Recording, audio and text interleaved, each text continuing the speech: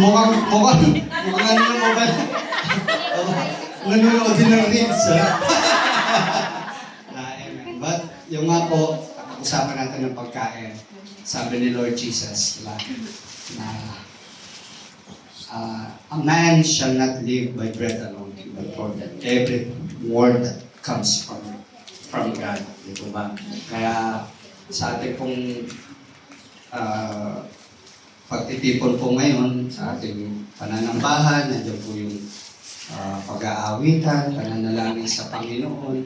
Yun naman po ay nasusulat sa salita ng Diyos, diba? Which is the Bible, right? So, we are all blessed na ngayon po, wala man po akong physical na Bible, but because of technology, we have our own na po, na mas madali na.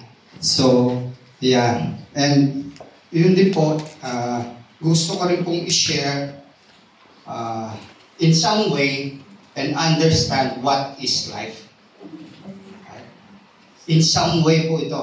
Hindi po ito theologically correct. And it's just I want to share to you. Maybe it will be funny to you, right? But it explains on how we understand life. So, sisimulan ko po. And I believe ay na-share ko na rin po itong kwento na ito.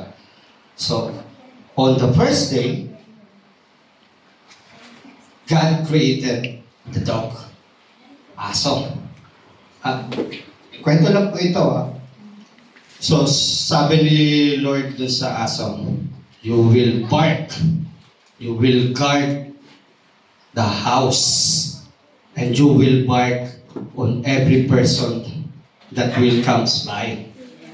Right? Dahil yun po trabaho ng aso, yun ang sabi ni Lord dun sa aso. And then the dog said, and then God said, I will give you 20 years.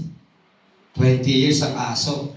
So sabi ng aso, oh Lord, ang haba naman po nun, 20 years, kahul ako ng kahul. Kaya gano'n. What if, ibabalik ko po sa inyo yung 10 years. 10 years na lang yung bigay niyo sa akin. So sabi ni God, okay, we have a deal. Tapos, on the second day, God created the monkey. Monkey naman po. So sabi niya rin sa monkey, story lang po ito Pinililinaw ko lang po. Yeah. So sabi ni God sa monkey, kanya, you monkey, you will entertain people. You will make them laugh. Sabi niya gano'n, yan ang ano mo, ang purpose mo, you as a monkey. Sabi niya gano'n. Sabi ni Lord na gano'n. So sabi naman nung monkey, binigyan niya nga ng 20 years din si monkey. Sabi ng monkey, wow Lord, so boring naman. 20 years ako magma-monkey tricks. Sabi niya gano'n. So sabi niya, what if, katulad ng aso, ibibigay ko na rin sa iyo yung 10 years. At 10 years na lang rin yung buhay ko. So okay, it's a deal. So on the third day, yung cow naman ang kinreate ni God. Sabi niya rin sa cow, ikaw cow, or Carabao cow, sabi niya gano'n. You will help the farmer. You will work in the sun.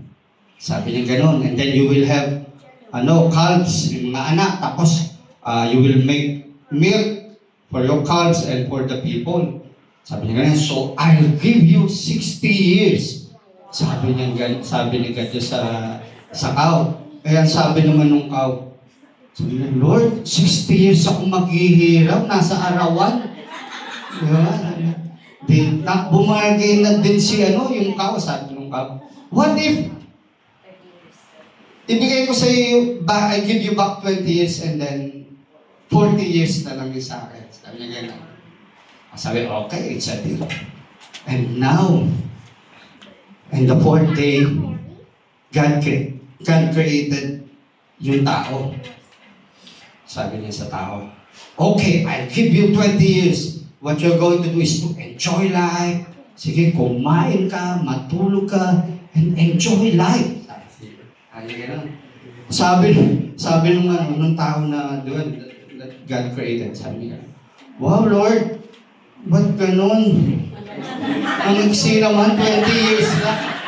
Sabi niya ganun, 20 years lang ako mag-enjoy. What if ibigay mo sa akin yung sinoli sa'yo nung dog at yung monkey at saka yung cow. So, ilan yung total po nun? 60, right? Oh, dahil 40 rin sa cows. 10 yung dog yun. And cow. So, yun po ang life. If you will see, yun po ang naging life ng tao. So, we have a span of 80 years. Diba? So, on our first 20 years, from young tayo, we enjoy life. Right? Tama po ba? Yeah. And then, the next 40 years, para na tayong cow. Diba? Nagtatrabaho na.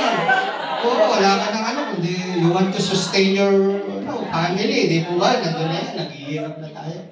And then, the next 10 years, parang ano na tayo? Para na tayo mga monkey. Ano po wala. Joke lang po ito Di ba? On our 60 years old, we're not just monkeys, di ba? Yung mga magiging lolo ka na, nagmamonkey tricks ka natin sa mga apo mo. Di ba? Right? And then, on the last 10 years, di ba? You're like a dog. Nakakita na po ba kayo ng mga gano'n? Di ba may mga matatanda na gano'n na when they retire, they stay on the balconaya ng tapos pagka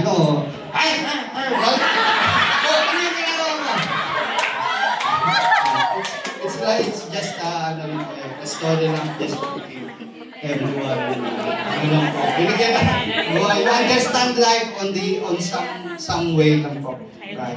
Yeah. And praise the Lord. Kasi alam niyo po, hindi po kasi ako sanay na magsasalita po ng mahaba, right? Medyo